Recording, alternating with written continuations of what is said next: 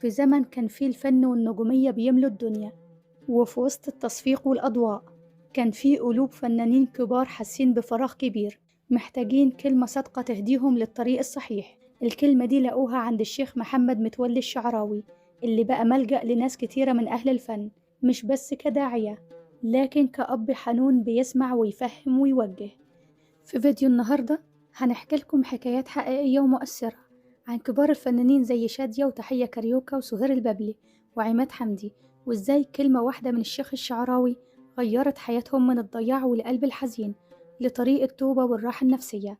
تعالوا نشوف إزاي لحظة صدق ممكن تقلب حياة الإنسان. الفنانة شادية، صوت مصر وصورة الرقة والجمال، كانت في عز نجوميتها، صوتها مال الدنيا وأفلامها بتكسر الدنيا. لكن في يوم حست إنها تعبت خلاص، وإن الفن مش مديها راحة نفسية. الفنانة شادية في آخر حياتها قالت في أكتر من لقاء: أنا كنت في عز شهرتي والناس كلها بتحبني، بس كنت حاسة إن في حاجة ناقصة، قلبي مش مرتاح. في يوم من الأيام قعدت مع الشيخ الشعراوي وقالت له: يا مولانا، أنا مش سعيدة. قال لي: ليه يا شادية؟ مش انتي صوتك حلو ومشهورة والناس بتحبك؟ شادية قالت له: بس مش لاقية راحة.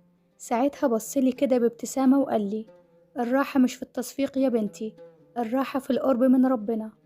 الكلمة دي وقعت على قلبي زي الصعقة. من ساعتها قررت إني أعتزل الغنى وأقفل الباب ده للأبد.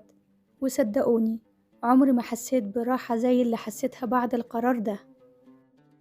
الفنانة تحية كاريوكا، تحية الست القوية وأسطورة الرقص الشرقي، كبرت وحست إن العمر بيجري وإن اللي باقي مش هيكون رقص ولا شهرة. الفنانة تحية كاريوكا بتحكي وبتقول: أنا طول عمري كنت مشهورة والناس كلها عارفاني، رقصت ومثلت وعملت كل حاجة، بس في لحظة حسيت إن عمري بيجري مني وإن الشهرة مش هتنفعني لما أكبر.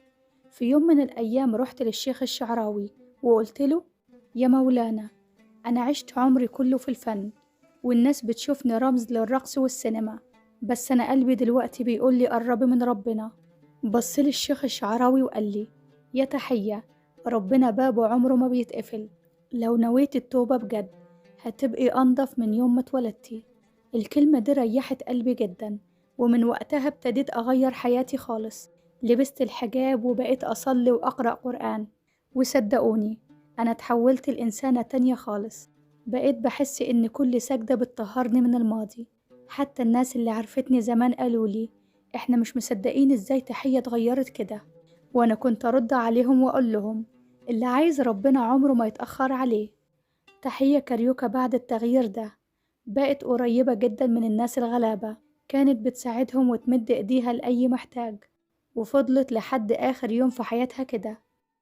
الفنانة سهير البابلي، نجمة المسرح اللي الجمهور كان بيسقف لها بالساعات، لكن جواها كان في سؤال مهم: هو ده كل اللي في حياتي؟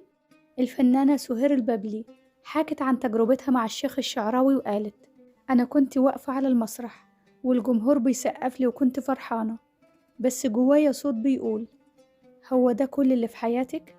رحت للشيخ الشعراوي وقلت له: أنا نفسي أكون قريبة من ربنا، بس خايفة أخسر الدنيا كلها. بصلي الشيخ الشعراوي وقال لي: الدنيا عمرها ما بتدي راحة كاملة، لكن لو ربنا رضي عنك هتعيشي في راحة حقيقية. الكلمة دي أثرت فيا جدا، ومن وقتها قررت أعتزل وألبس الحجاب وابتديت حياة جديدة. كنت فرحانة جدا وحسيت إني أخيرا لقيت نفسي. الفنان عماد حمدي، فتى الشاشة الأول اللي الناس كلها كانت بتحبه، لكن في فترة من حياته وقع في فخ الخمرة وكانت بتدمره واحدة واحدة.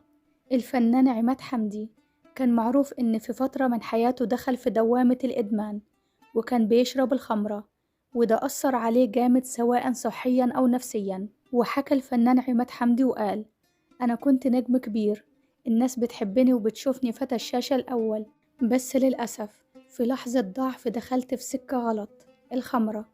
كنت فاكر إنها هتنسيني همومي وتديني راحة، لكن الحقيقة إنها ضيعتني. كبرت ونجوميتي ابتدت تقل وصحتي اتأثرت. في وقت صعب جدا من حياتي قابلت الشيخ الشعراوي وقلت له: يا مولانا، أنا تعبان ومش عارف أرجع زي الأول. بصلي وقال لي: يا عماد، لو رجعت لربنا هيرجع لك كرامتك قبل صحتك، والخمرة دي مش علاج، دي سم للقلب قبل الجسد. الكلمة دي حركتني من جوه. ابتديت أراجع نفسي وأتوب وأبعد عن الطريق اللي كان بيهدم حياتي. وصدقوني، آخر أيامي عشتها أهدى بكتير. يمكن ما كنتش زي زمان نجم لامع، بس كنت حاسس إنه قريب من ربنا ومتصالح مع نفسي. فعلا، الفنان عماد حمدي رغم إنه عاش فترات صعبة جدا، خصوصا بعد ما فقد بصره جزئيا ودخل في عزلة، إلا إنه في آخر أيامه كان أقرب لربنا.